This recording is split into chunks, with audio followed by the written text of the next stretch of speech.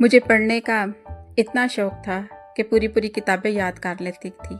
आज मेरे पास बहुत सी डिग्रियां हैं, तो मैं सोचती हूँ कि ज़िंदगी हमेशा हमारी मनसूबाबंदी के मुताबिक नहीं चलती। फिर भी मुझे अपनी तालीम पर फ़ख्र है, क्योंकि इल्म कभी ज़ाया नहीं जाता।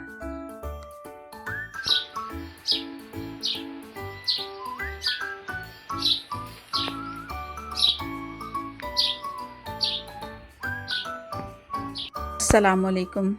आज का व्लॉग मेरी ज़िंदगी के एक ऐसे हिस्से के बारे में है जिसके बारे में शायद बहुत कम लोग जानते हों। मुझे पढ़ने का बहुत ज़्यादा शौक़ होता था। मेरी अम्मी टीचर थी, मेरा नाम उनके स्कूल में रजिस्टर्ड था, लेकिन ज़्यादातर पढ़ाई घर पर ही अम्मी करवाती थी।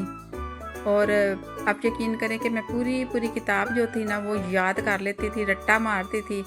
और जब बाद में मैं क्लास में सुनाती थी ना, तो मेरी टीचर जो थी ना वो मुंह नीचे करके ना हंसती रहती थी कि एक तो इसकी पिच बहुत हाई है। पूरी क्लास में मेरी ना आवाज़ जो थी ना वो गूंजती थी, तो मैम जो थी ना वो नीचे फेस करके ना हंसती थी। और मुझे पता तो चल जाता था कि मैम ये कह रही होंगी कि इसकी ना देखो, इसका लाउड स्पीकर जो है ना वो बहुत ज़्यादा जो है ना वो हाई है। तो ये मुझे बड़ा आज याद आ रहा था, तो मुझे बहुत अच्छा लगा। इसी तरीके से जो है ना वक्त जो था वह गुज़रता जा रहा था, तो आज मुझे बड़ी देर बाद अपनी ये पुरानी चीज़ें याद आई। ये जो मेरी डिग्रियों की फ़ाइल है, और जब भी मैं हाँ जी, ये जो मैं दिखा रही हूँ ना, यही है मेरी ना डिग्रियों की फ़ाइल है। और मैं ना जब भी इसे खोलती हूँ ना, तो बचपन की बहुत सी यादें जो है ना वो ताज़ा हो जाती हैं। तो बस आज आपके साथ दिल कर रहा था ये चीज़ें सारी कि मैं आपको बताऊं कि आपकी बहन जो है वो डिग्रियां लेके बैठी हुई है। तो बस अल्लाह ताला जो है ना वो सबके लिए बेहतरी करे। तो वक्त गुज़र जाता है, लेकिन एक के बाद एक करके मैंने अपनी तालीम जो थी वो मुकम्मल कर ली थी। और आज मेरे पास बहुत सी डिग्रियां हैं, लेकिन जब मैं ये प्रोफाइल जो है ना वो अपनी फ़ाइल खोलती हूँ तो सोचती हूँ कि ज़िंदगी हमेशा हमारी मनसूबाबंदी के मुताबिक नहीं चलती है। फिर भी मुझे अपनी तालीम पर बहुत फ़ख्र है, क्योंकि इल्म कभी ज़ाया नहीं जाता।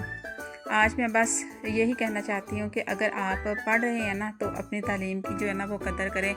और जो तालीम आप हासिल कर रहे हो ना वो आप बताओ भी, आपके अंदर तहज़ीब भी हो, सारी चीज़ें हो कि आप पढ़े लिखे हैं। आपको ये चीज़ें इल्म जो है ना वो आपको बहुत कुछ अच्छी चीज़ें जो है ना वो बहुत सी चीज़ें सिखाते हैं अच्छी, जिनको हमें अपनाना चाहिए। आप यकीन करें, एक मज़े की आपको ना बात बताती हूँ। मेरे ना मैट्रिक में ना मुझे मैथ ना बहुत बुरा लगता है। मेरे मैथ में ना आ गई थी सप्ली आ गई। तो मेरे अब्बू जी जो थे ना, अल्लाह ताला उन्हें जन्नत में जगह दे, वो ना वो कहते थे बैठी रहो यहाँ पे। और ना जब तक मैं 2-3 घंटे पढ़ नहीं ना लेती थी, मैथ मेरी सिस्टर मुझे करवाती थी। तो जब मैं पास हुई तो मेरे जो थे ना वो माशाल्लाह से 100 में से ना 70 मार्क्स आए थे।